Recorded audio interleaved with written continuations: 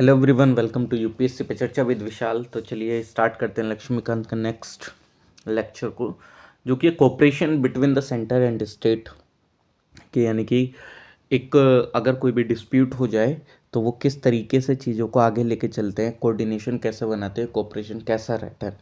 तो इफ़ अगर आप देखते हैं तो जस्ट लाइक जैसे मान लीजिए कि कोई भी डिस्प्यूट अगर अराइज हुआ है कोई भी इंटर स्टेट रिवर या रिवर वैली को लेके, डिस्ट्रीब्यूशन ऑफ वाटर से रिलेटेड या उसके कंट्रोल से रिलेटेड और इस तरीके की चीज़ें आपने देखी भी होंगी कि कोई एक स्टेट जो है वो सामने वाले स्टेट को पानी नहीं दे रहा है, ये स्टेट उसको पानी नहीं दे रहा है।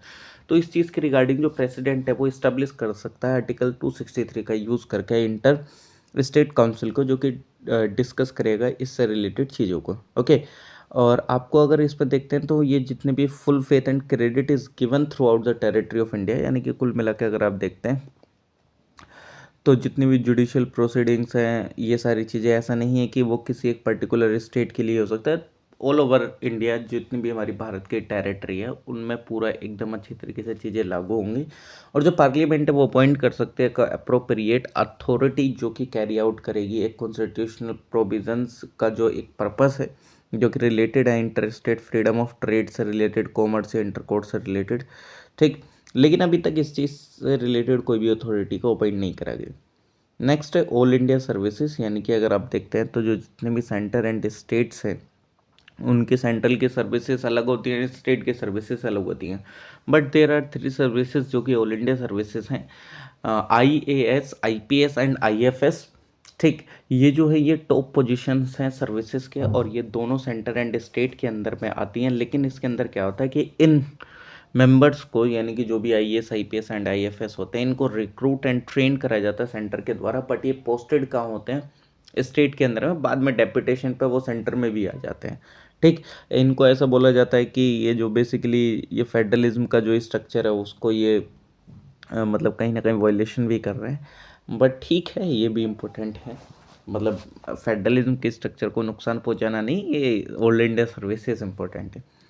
1947 में ICS यानी कि इंडियन सिविल सर्विसेज को रिप्लेस करा गया था IAS के नाम से, एंड इंडियन पुलिस को रिप्लेस कर दिया गया था IPS के नाम से। ठीक, और रिकॉग्नाइज करी गई एज ऑल इंडिया सर्विसेज। 1966 में इंडियन फॉरेस्ट सर्विसेज को क्रिएट करा गया। थर्ड ऑल इंडिया सर्विसेज है ये, और आर्टिकल 312 का यूज़ करके और भी ऑल इंडिया सर्विसेज को क्रिएट करा जा सकता है राज्यसभा के रेजोल्यूशन के थ्रू। और जितनी भी तीनों ऑल इंडिया सर्विसेज हैं, मतलब ऐसा नहीं है कि इस स्टेटमेंट की ज़्यादा पावर है, इस स्टेटमेंट को कम सैलरी, ये सब नहीं, सब जगह सारी चीज़ें प्रिविलेजेस से सेम ही आपको देखने को मिल जाता है। और बोला जाता है, जैसे कि मैंने आपको पहले बताया, कि ये जो ऑल इंडिया सर्विसेज है वायलेट करते हैं प्रिंसिपल ऑफ फेडरलिज्म। ठीक, और ये जो है ये मतलब एक तरीके से ये सब जो रेस्ट्रिक्ट कर देती है ऑटोनॉमी एंड पैटर्नेज एक स्टेट का, और ये हेल्प करते हैं बेसिकली मेंटेन करने में हाई स्टैंडर्ड एडमिनिस्ट्रेशन सेंटर में और स्टेट में। ये हेल्प करता है इंश्योर करने में यूनिफॉर्मिटी एडमिनिस्ट्रेटिव सिस्टम के पूरे थ्रू आउट द कंट्री। ये फैसिलिटेट करते हैं लाइजन, यानी कि बेसिकली ये कोऑपरेशन कोऑर्डिनेशन वगैरह चीज़ों को भी बढ़ाते हैं। ठीक, लेकिन जिस टाइम पे जस्टिफाई कर रहे थे ऑल इंडिया सर्विसेज को कॉन्स्टिट्यूएंट असेंबली में डॉक्टर BR अम्बेडकर, उन्होंने ऑब्जर्व करा कि ये जो ड्यूअल पॉलिटी है जो कि इनहेरेंट है हमारे फेडरल सिस्टम में, is followed in all federation by dual services. तो यानी कि ये हर एक फेडरेशन में फॉलो करी जाती है, but by method of dual services. ये जितनी भी फेडरेशन है तो वहाँ पे आपको फेडरल सिविल सर्विसेज देखने को मिलेगा, स्टेट सिविल सर्विस देखने को मिलेगा, और जो इंडियन फेडरेशन है, ठीक, हालांकि उसके अंदर हमारे यहाँ ड्यूअल पॉलिटी है तो यहाँ पे ड्यूअल सर्विसेज होना चाहिए, बट विद ये जो हमारे ये एक एक्सेप्शन है जो कि ऑल इंडिया सर्विसेज है। ये रिकॉग्नाइज करी जाती है हर एक कंट्री में, कुछ ना कुछ पोस्ट होती हैं एडमिनिस्ट्रेटिव सेटअप को लेकर, जो कि जिनको स्ट्रेटेजिक पोस्ट बोला जाता है, क्योंकि ये मेंटेन करते हैं कि स्टैंडर्ड ऑफ एडमिनिस्ट्रेशन। और इसमें कोई भी संदेह नहीं होना चाहिए कि जो स्टैंडर्ड ऑफ एडमिनिस्ट्रेशन है वो डिपेंड करता है कैलिबर पे सिविल सर्वेंट्स के, जो कि अपॉइंट करे जाते हैं स्ट्रेटेजिक पोस्ट पे। और जो कॉन्स्टिट्यूशन वो प्रोवाइड करता है कि मतलब कोई भी किसी भी स्टेट के राइट्स को डेप्रीवेट नहीं करा गया है इन सिविल सर्विसेज को क्रिएट करने में। ठीक, ऐसा नहीं है कि स्टेट के अधिकारों का हनन कर दिया है, उस पर कुछ भी ऐसा सच नहीं है। ठीक, हर एक जगह हर एक चीज़ें सब जगह सेम वैलिड होंगी थ्रू आउट द यूनियन, ऐसा कोई दिक्कत है नहीं। पब्लिक सर्विस कमीशंस मतलब पब्लिक सर्विस कमीशंस के फील्ड में जो सेंटर स्टेट रिलेशन है वो इस तरीके से है कि जो चेयरमैन एंड मेंबर हैं स्टेट पब्लिक सर्विस कमीशन के, वो अपॉइंट करे जाते हैं गवर्नर के द्वारा स्टेट के, एंड रिमूव करे जाएंगे प्रेसिडेंट के द्वारा।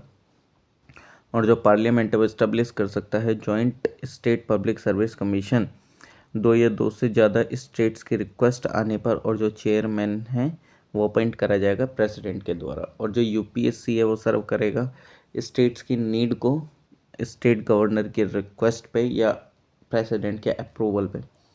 जो यूपीएससी है वो असिस्ट करता है स्टेट को जब दो या दो से ज़्यादा स्टेट उसको बोलते हैं फ्रेम करने के लिए, ऑपरेट करने के लिए स्कीम्स या जॉइंट रिक्रूटमेंट करने के लिए किसी सर्विसेज के जिसकी उनको ज़रूरत होती है, या कोई एक स्पेशल क्वालिफिकेशन वाले कैंडिडेट चाहिए होते हैं तो।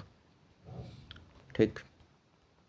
नेक्स्ट, इंटीग्रेटेड जुडिशियल सिस्टम, यानी कि अगर आप देखते हैं तो हमारे यहाँ ड्यूल पॉलिटिक्स चलती है और यहाँ पे कोई भी dual system of administration of justice नहीं है। जो कॉन्स्टिट्यूशन है दूसरी तरफ इस्टेब्लिश्ड है as an integrated judicial system, जिसमें सुप्रीम कोर्ट टॉप पे and the state high court उसके नीचे हैं। और जो सिंगल सिस्टम है कोर्ट का वो एनफोर्स होता है बहुत मतलब जो सिंगल सिस्टम है कोर्ट्स को वो एनफोर्स करता है central laws as well as state laws को। अगर आप देखें तो ये एलिमिनेट करता है डाइवर्सिटीज़। ठीक। जो जजेस हैं स्टेट हाई कोर्ट के वो अपॉइंट करे जाते हैं प्रेसिडेंट के द्वारा, किसके साथ कंसल्टेशन करके, chief justice of India and governor के साथ उस स्टेट के। और इनको ट्रांसफ़र भी करा जा सकता है एंड रिमूव भी करा जा सकता है सिर्फ किसके द्वारा, प्रेसिडेंट के द्वारा।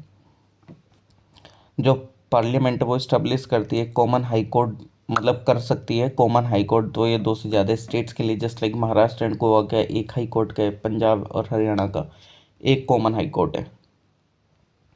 रिलेशंस कैसे होते हैं इमरजेंसी के समय सेंटर एंड स्टेट के? जिस समय पे नेशनल इमरजेंसी होती है आर्टिकल 352 का इस्तेमाल करके जो सेंटर है वो एक एग्जीक्यूटिव डायरेक्शन बन जाता है स्टेट के लिए किसी भी मैटर पे, और जो स्टेट गवर्नमेंट है वो सीधा कंप्लीटली कंट्रोल में आ जाती है सेंटर के। ठीक। हालांकि वो सस्पेंड नहीं होती है, बट हाँ जब तक इमरजेंसी रहेगी, मान लीजिए कि कोई भी एक सरकार है यूपी के अंदर में, तो वो सस्पेंड नहीं होगी सरकार। जैसे इमरजेंसी हट जाएगी वो दोबारा से अपना रूल करेगी। तो ये नेशनल इमरजेंसी के अंदर क्या होता है, बस सेंटर के अंडर में आ जाते हैं, जैसा सेंटर कहेगी वैसा होगा। और जिस टाइम पे प्रेसिडेंट रूल रखता है उसमें तो वो पूरा जितना भी फंक्शन है वो सारा स्टेट गवर्नमेंट का वो गवर्नर के हाथ में चला जाता है एक तरीके से, और प्लस वो सरकार भी हटी जाती है। ठीक। सरकार हटती है तभी तो प्रेसिडेंट रूल आता है ना, जब वो काम नहीं करती, अच्छे से फंक्शन नहीं करती। ठीक। और जिस टाइम पे फाइनेंशियल इमरजेंसी लगती है तो आर्टिकल 360 जो है सेंटर का, वो डायरेक्ट करता है स्टेट को कि वह ऑब्जर्व करे फाइनेंशियल प्रायोरिटी को एंड नेसेसरी डायरेक्शन दे जो भी ज़रूरी हैं, जस्ट लाइक रिडक्शन करने में सैलरीज के। ऑब्वियसली बात है, एक तो वैसे ही फाइनेंशियल इमरजेंसी लगी है, तो लगी क्यों, क्योंकि पैसे की कमी है, तो इसलिए रिडक्शन करना तो ज़रूरी है, तो डायरेक्शन देगा वो कि हाँ भाई इस तरीके से काम कर लो। कुछ अदर प्रोविजंस जस्ट लाइक जैसे जो कॉन्स्टिट्यूशन है वो कंटेन करता है फॉलोइंग अदर प्रोविजंस, जो कि इनेबल करता है सेंटर को कि कंट्रोल करने पे स्टेट एडमिनिस्ट्रेशन के। आर्टिकल 355 इम्पोज करता है दो ड्यूटी सेंटर पे, जो कि प्रोटेक्ट करता है हर एक स्टेट को against external aggression and internal disturbance, and ensure करता है कि जो गवर्नमेंट है हर एक स्टेट की वो कैरी ऑन करे in accordance with the provision of the constitution. ठीक है, यानी कि मतलब जो सेंटर है वो इम्पोज करता है दो ड्यूटीज़, यानी कि वो जितने भी प्रोटेक्ट करे जितने भी state against external aggression and internal disturbance को, जो भी एक्सटर्नल एग्रेशन है इंटरनल डिस्टर्बेंस है, और इंश्योर करे कि जो गवर्नमेंट है हर एक स्टेट की वो प्रोविजंस के अकॉर्डिंग चल रही है कॉन्स्टिट्यूशन के। और जो गवर्नर है स्टेट का वो अपॉइंट करा जाएगा प्रेसिडेंट के द्वारा, और वो होल्ड करता है ऑफिस जब तक प्रेसिडेंट मतलब प्रेसिडेंट के प्लेजर तक, यानी कि जब तक उसको लगता है या रिकमेंडेशन नहीं आती उसके पास उसको हटाने की। और in addition to the constitutional head of the state, जो गवर्नर है वो एक्ट करता है एज एन एजेंट। ठीक है, एजेंट का भी वो एक तरीके से भूमिका निभाता है। ये सबमिट करता है पीरियडिकल रिपोर्ट सेंटर को about the administrative affairs of the state के, जो भी एडमिनिस्ट्रेटिव अफेयर्स हैं स्टेट के उससे रिलेटेड। ये स्टेट इलेक्शन कमिश्नर है वो अपॉइंट करा जाता है गवर्नर ऑफ द स्टेट के द्वारा एंड रिमूव करा जा सकता है सिर्फ और सिर्फ प्रेसिडेंट के द्वारा। ठीक। एक्स्ट्रा कॉन्स्टिट्यूशनल डिवाइसेस यानी कि जितने भी ऊपर हमने सारी चीज़ें पढ़ी उनके अलावा भी कुछ अलग ऐसी चीज़ें हैं जो कि प्रमोट करते हैं cooperation and coordination centre and state के बीच में, तो वो देख लेते हैं। तो कुछ नॉन कॉन्स्टिट्यूशनल एडवाइजरी बॉडीज़ हैं जो कि जस्ट लाइक जैसे नीति आयोग, तो इसने क्या करा, पहले प्लानिंग कमीशन हुआ करता था तो उसके बाद नीति आयोग आया, तो इसने क्या करा, नेशनल इंटीग्रेशन करा काउंसिल का, तो जो central council of health and family welfare है, या central council of local government है, या जोनल काउंसिल है, या नॉर्थ ईस्टर्न काउंसिल है, या central council of Indian medicine है, या the central council of homeopathy है, ट्रांसपोर्ट डेवलपमेंट काउंसिल है, या यूनिवर्सिटी ग्रांट कमीशन है। तो ये इस तरीके की नॉन कॉन्स्टिट्यूशनल एडवाइजरी बॉडीज़ हैं जो कि एक प्रमोट करती हैं कोऑपरेशन सेंटर एंड स्टेट के बीच में। जो इम्पोर्टेंट कॉन्फ्रेंसेस हैं वो एनुअली या अदरवाइज मतलब जस्ट लाइक जैसे जब भी ज़रूरी होता है तब इस तरीके से होती रहती हैं।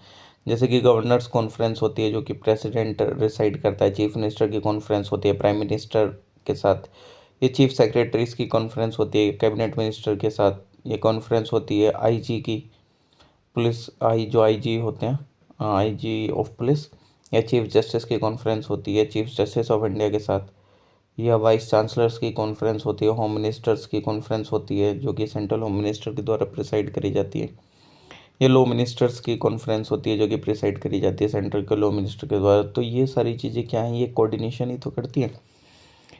चलिए फाइनेंशियल रिलेशंस, तो आर्टिकल 268 से 293 जो कि पार्ट 12 के अंदर में कॉन्स्टिट्यूशन के वो डील करता है सेंटर स्टेट फाइनेंशियल रिलेशंस से।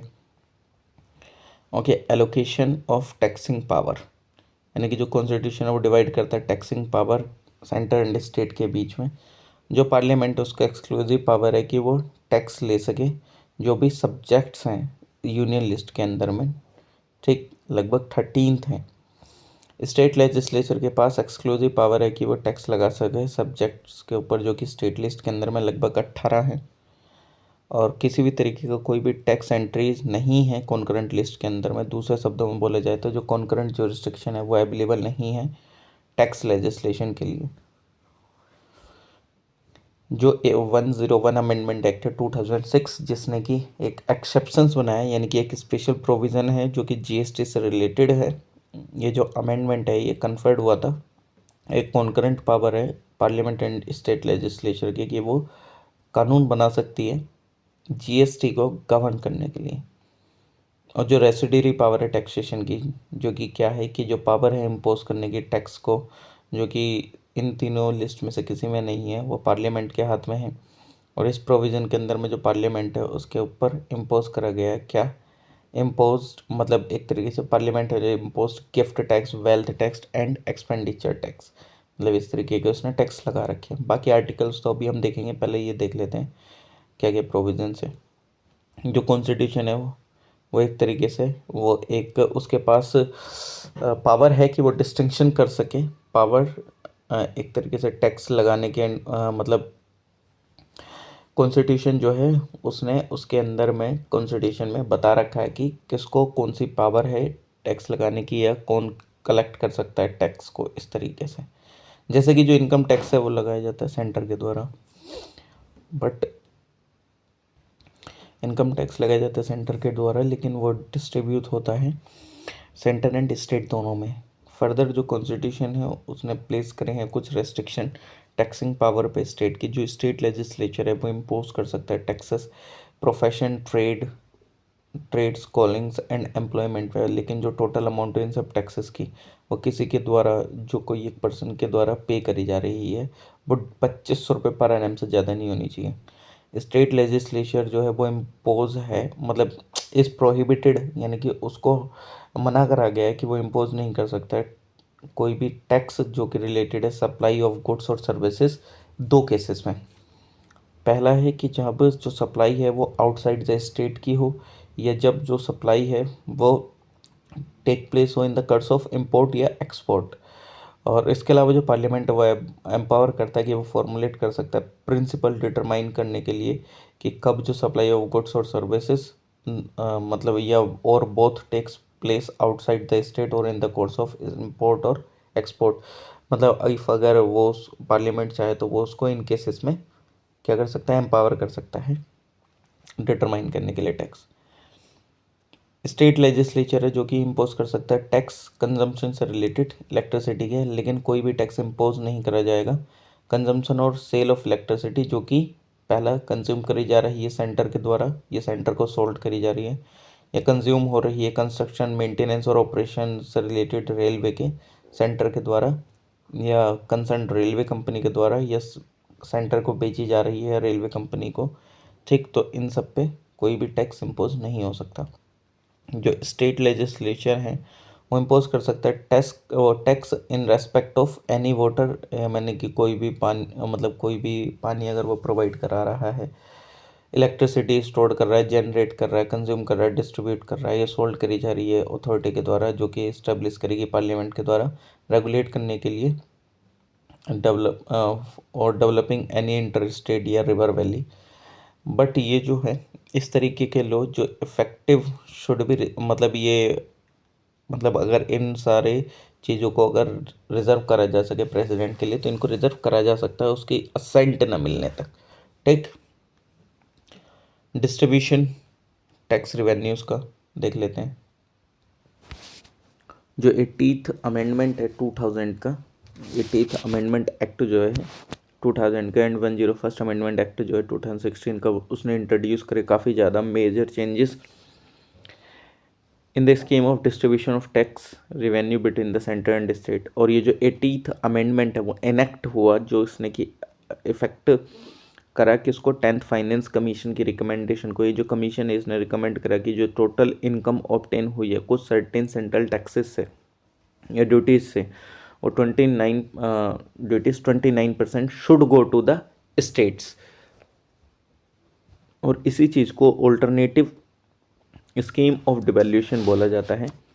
और ये मतलब रेट्रोस्पेक्टिवली इफेक्ट से 1 अप्रैल 1996 से ही लागू हो गई थी कुल मिला के। मतलब रेट्रोस्पेक्टिवली का क्या मतलब होता है, आज अगर कोई चीज़ बनाई है और उसको बोला जाए कि 2010 से जितनी भी अभी तक सारी चीज़ें हुई ये सब पे लागू होगी।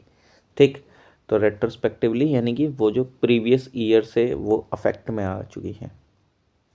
ठीक, और ये जो अमेंडमेंट है ये लेके आया काफ़ी सारे चेंजेस सेंट्रल टैक्स में, ड्यूटीज़ में, corporation just like corporation tax, custom duties, income tax वगैरह, इन सारी चीज़ों में। और ये जो 101st अमेंडमेंट है इसने इंट्रोड्यूस करा एक new tax regime GST country के अंदर में। अकॉर्डिंगली जो अमेंडमेंट है वो कन्फर्म करा गया, कॉन्कर करके टैक्सिंग पावर किस पे लगा के, सेंट पार्लियामेंट एंड स्टेट लेजिस्लेचर पे, जिससे कि वो कानून बना सके। मतलब जीएसटी को लेने के लिए या ट्रांजैक्शन करने के लिए, सप्लाई ऑफ गुड्स और सर्विसेज दोनों।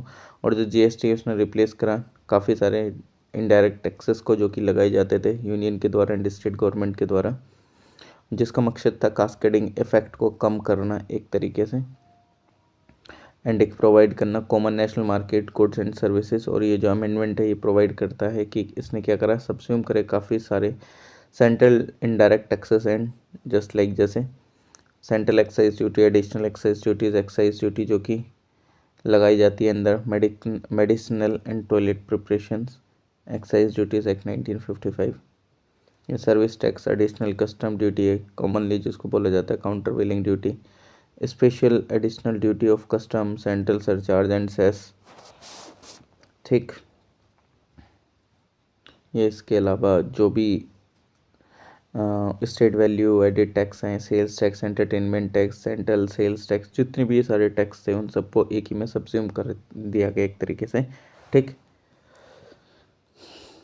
और ये जो अमेंडमेंट है इसने डिलीट करा आर्टिकल 268A जो कि as well as entry 92C को, जो कि यूनियन लिस्ट में थी, जो कि डील करती थी सर्विस टैक्स से, और इनको ऐड करा गया बाद में 88, मतलब इनको ऐड करा गया था 88 अमेंडमेंट एक्ट ऑफ 2003। जो सर्विस टैक्स था वो लिया जाता था सेंटर के द्वारा, लेकिन कलेक्ट एंड अप्रोप्रिएट ये दोनों के द्वारा करा जा सकता था, सेंटर एंड स्टेट। लेकिन बाद में ये जो 2 अमेंडमेंट आए, 80th अमेंडमेंट, 101 अमेंडमेंट, तो प्रेजेंट पोजीशन क्या है उसमें कि जो डिस्ट्रीब्यूशन है टैक्स रेवेन्यू का वो दोनों के बीच में, सेंटर एंड स्टेट में, वो किस तरीके से वो देख लेते हैं। तो ये जो टैक्स है कई बार कुछ ऐसा होता है कि सेंटर के द्वारा लगाया जाता है लेकिन कलेक्ट करा जाता है स्टेट के द्वारा, वो आर्टिकल 268 में। जस्ट लाइक जैसे स्टाम्प ड्यूटीज़ होती हैं, बिल ऑफ एक्सचेंज, चेक्स होते हैं, प्रोमिशनरी नोट्स होते हैं, policies of insurance, transfer of shares या अदर्स, ये जो प्रोसीड है इन सारी ड्यूटीज़ का वो करा जाता है किसी भी एक स्टेट के अंदर में, और ये फॉर्म नहीं करता, मतलब ये कंसोलिडेटेड फंड ऑफ इंडिया में नहीं जाता है, बट ये स्टेट को चला जाता है।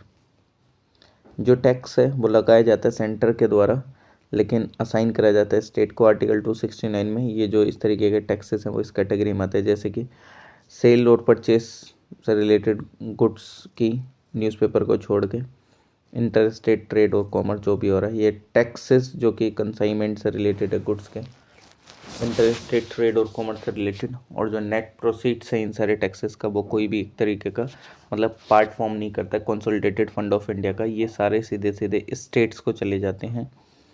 ठीक, जो भी प्रिंसिपल बनाए गए हैं पार्लियामेंट के द्वारा उसके अकॉर्डिंग।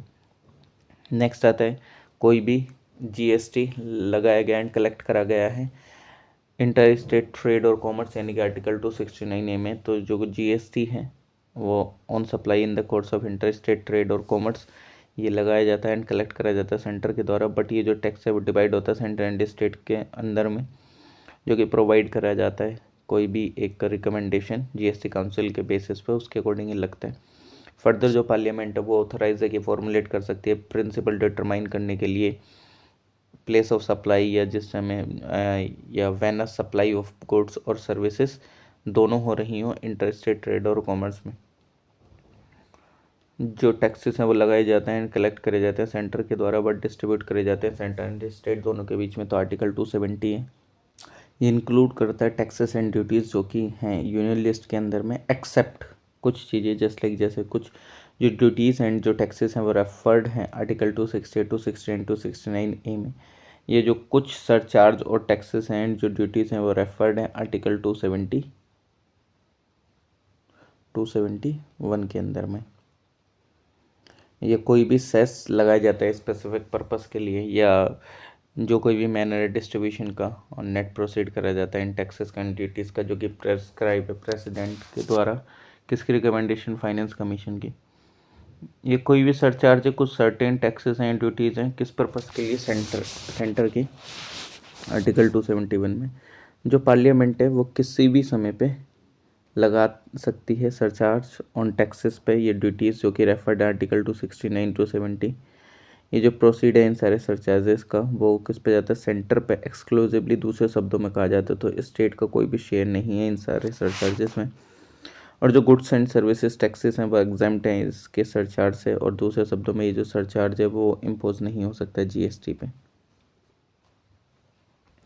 कुछ टैक्सेस एंड लगाए जाते हैं कलेक्ट करे जाते हैं स्टेट के द्वारा। ये जो टैक्सेस हैं बिलोंग करते हैं स्टेट को एक्सक्लूसिवली, ये स्टेट लिस्ट के अंदर में है, और 18 होते हैं, just like land revenue, tax on agriculture income, या duties in respect of succession to agriculture land, या स्टेट ड्यूटीज़ एग्रीकल्चर लैंड से रिलेटेड टैक्सेस, लैंड या बिल्डिंग से रिलेटेड टैक्सेस, मिनरल राइट से रिलेटेड ड्यूटीज़, एक्साइज या alcohol liquid से related, human consumption के, opium, Indian hemp या other narcotic drugs and narcotics, लेकिन medicinal and toilet preparation containing alcohol और नारकोटिक्स इसमें इंक्लूड नहीं है। टैक्सेस लगाया जाता है कंजम्पशन पे या सेल पे इलेक्ट्रिसिटी के, या टैक्सेस है सेल पे petroleum crude, high speed diesel, motor spirit जिसको पेट्रोल के नाम से जाना जाता है, natural gas, aviation turbine fuel, alcoholic liquid human consumption के लिए, बट इसमें इंक्लूड नहीं है।